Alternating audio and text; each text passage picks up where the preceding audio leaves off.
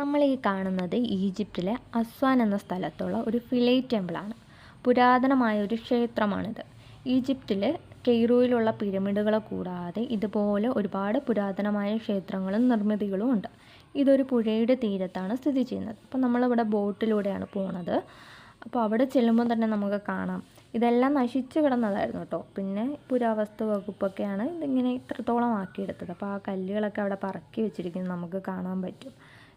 പിന്നെ അതുപോലെ തന്നെ നമ്മൾ പണ്ട് ഹിസ്റ്ററി ക്ലാസ്സിലൊക്കെ പഠിച്ച പോലെ ഈ ഹൈറോഗ്ലിഫിക്സ് ലിപി ഉണ്ടല്ലോ, ഈജിപ്തുകാരുടെ ആ ലിപി ഇവിടെ എല്ലാ ഭിത്തിയിലും ഒക്കെ കല്ലുകളിലൊക്കെ എഴുതി വെച്ചിരിക്കുന്ന കാണാം. അപ്പോൾ അതെല്ലാം മായാതെ തന്നെ നിൽപ്പുണ്ട്. ഇതിനെല്ലാം ഓരോ അർത്ഥങ്ങളുണ്ട്. എല്ലാം ഓരോ ചിത്രങ്ങളുടെ രൂപത്തിലാണ് ഈ ലിപി എന്ന് പറയുന്നത്. അപ്പോൾ നമുക്ക് പരിചയമുള്ള ചിത്രങ്ങളൊക്കെ ഇതിലുണ്ട് കേട്ടോ. പിന്നെ ദൈവങ്ങളുടെ ചിത്രങ്ങളും എല്ലാം കൊത്തിവെച്ചിട്ടുണ്ട്. അന്നത്തെ രാജാക്കന്മാരെ ആൾക്കാരെ വിശ്വസിപ്പിച്ചിരുന്നത്, അതായത് ഈ ദൈവം ഇവിടെ വരും, രാജാവിനോട് സംസാരിക്കും, അപ്പോൾ ദൈവത്തിന് ആവശ്യമായുള്ളതെല്ലാം ജനങ്ങൾ കൊണ്ടുവന്ന് സമർപ്പിക്കും. അപ്പോൾ ഈ ആൾക്കാർക്ക് ഈ ഇത്രയും വലിയ ഹാള് പോലുള്ള ഈ സ്ഥലത്തു നിന്നാണ് ദൈവത്തിന് ഉള്ളിലേക്ക് കാണാൻ പറ്റുക. പിന്നെ അതിനുള്ളിലേക്ക് രാജാവിൻ്റെ കീഴിൽ ജോലി ചെയ്യുന്ന അല്ലെങ്കിൽ രാജാവിന് അനുമതിയുള്ള ആൾക്കാർക്ക് മാത്രമേ ഉള്ളിൽ പ്രവേശിക്കാൻ കഴിയുമായിരുന്നുള്ളൂ. അപ്പോൾ ഈ തൂണുകളെന്നൊക്കെ പറയുന്നത് ഇവിടുത്തെ ഒരു വലിയ പവറിനെയാണ് സൂചിപ്പിക്കുന്നത്. പിന്നെ നമ്മൾ സിമൻ്റൊന്നും ഇല്ലാത്ത ആ കാലഘട്ടത്തിൽ ഈ ഭിത്തിയൊക്കെ ഘടിപ്പിച്ചിരുന്നത് അതായത് ഒരു ലോക്കിംഗ് സിസ്റ്റമാണ്. അതാണ് ഇങ്ങനെ കാണിക്കുന്നത്. പിന്നെ നമ്മളെ ഇവിടെ ഉള്ള പോലെ തന്നെ ഏകദേശം ഒരു ചായയാണ് ദൈവങ്ങൾക്ക് ഉള്ളത്. നമ്മുടെ ഇവിടെ പുരാണത്തിലൊക്കെ ഗരുഡൻ എന്നൊക്കെ പറയുന്ന പോലെ ഇത് നോക്കി മനുഷ്യൻ്റെ ശരീരവും പിന്നെ ആ ഒരു ഗരുഡൻ്റെ തലയുടെ രൂപമാണ്. പിന്നെ ദൈവവും ഈവിളും കൂടി ചേർന്നിട്ടാണ് ഈ ഇവിടുത്തെ രാജാവിന് ശക്തി കൊടുക്കുന്നത്. അപ്പോൾ ഒരു കീ ആണ് കേട്ടോ അവരുടെ പവർ. ആ കീ ദൈവം കൊടുക്കുകയാണെങ്കിൽ രാജാവിന് പുനർജന്മം ലഭിക്കും, ശക്തി ലഭിക്കും, അതേപോലെ തന്നെ എല്ലാ പവറുകളും ലഭിക്കും.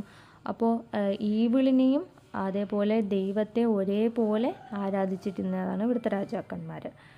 നമ്മൾ പറയുന്ന നവരസങ്ങളാണ് ഇവിടെ ഈ തൂണുകളിലൊക്കെ കൊത്തി വെച്ചിരിക്കുന്നത്. പക്ഷെ അതിനൊന്നും മൂക്കും കണ്ണും ഇല്ല, എല്ലാം അടിച്ച് തകർക്കപ്പെട്ടിരിക്കുക. കാരണം എന്ന് വെച്ചാൽ ഇവിടുന്ന് എന്തെങ്കിലും മോഷണം നടത്തിക്കൊണ്ടു പോകുന്ന കള്ളന്മാരാണ് ഇതൊക്കെ ചെയ്തു വെച്ചിരുന്നത്. കാരണം അവർ പിന്തുടർന്ന് ചെല്ലാതിരിക്കാൻ വേണ്ടി ആ ശിലയുടെ ഏതെങ്കിലും ഒരു അവയവ ഭാഗമൊക്കെ നശിപ്പിച്ചാൽ പിന്നെ അവർ ആ പ്രേതം അതായത് അത് മരിക്കും, പിന്നെ പിന്തുടരില്ല എന്നൊരു വിശ്വാസത്തിലാണ് ഇങ്ങനെ ചെയ്തിരുന്നത്. അതേപോലെ തന്നെ അതിനുള്ളിലേക്ക് പ്രവേശിക്കുമ്പോഴത്തേക്കും ഓരോ റൂമുകളൊക്കെ ഉണ്ട് കേട്ടോ. നിവേദ്യം ചെയ്യുന്ന റൂം, ഇതിപ്പോൾ ആഹാര പദാർത്ഥങ്ങളൊക്കെ ഉണ്ടാക്കുന്ന റൂമാണ്. അപ്പോൾ അവിടെ നമുക്ക് കാണാൻ പറ്റും ആ ഭിത്തിയിലൊക്കെ കൊത്തി വെച്ചിരിക്കുന്നതെന്ന് പറഞ്ഞാൽ ഓരോ ഭക്ഷണത്തിൻ്റെ ചിത്രങ്ങളാണ്. ഭക്ഷണം കാണുമ്പോഴത്തേക്കും നമുക്കറിയാം ഇന്നത്തെ കാലഘട്ടത്തിലുള്ള പോലത്തെയാണ്. അതായത് നമ്മുടെ ജ്യൂസ് ഷാർജ ഷേക്കിൻ്റെ ഒക്കെ പോലെ ഇരിക്കുന്നുണ്ട്. പിന്നെ ഇത് ആ ചിത്രം ഞാൻ പറഞ്ഞ പോലെ കീ കൊടുക്കുന്നു. അപ്പോൾ ആ കീ വായിൽ കടുപ്പിക്കുമ്പോഴത്തേക്കും രാജാവിന് പുനർജന്മം ലഭിക്കും, മരിച്ചാലും പുനർജന്മം ലഭിക്കും എന്നാണ് പറയുന്നത്.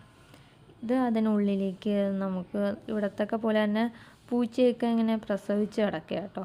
അത് പൂച്ചയെ കാണുമ്പോഴത്തേക്കും നമ്മുടെ നാട്ടിലേക്ക് കണ്ട് പരിചയമില്ലാത്തൊരു തരം പൂച്ചയായിരുന്നു.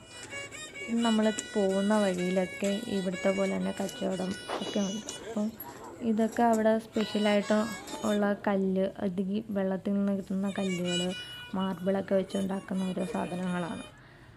എല്ലാം നല്ല ഭംഗിയുണ്ട്. വെയിലത്തിരുന്ന് തിളങ്ങുന്നതാണ്, നല്ല ഭംഗിയായിരുന്നു. പിങ്കും ബ്ലൂ കളറും ഒക്കെ. പക്ഷേ നല്ല വിലയും ഉണ്ട്. നമ്മൾ ഫോറിനർ ആയതുകൊണ്ട് കുറച്ച് വില കൂടും, അതുകൊണ്ട് ഞാൻ മേടിച്ചില്ല.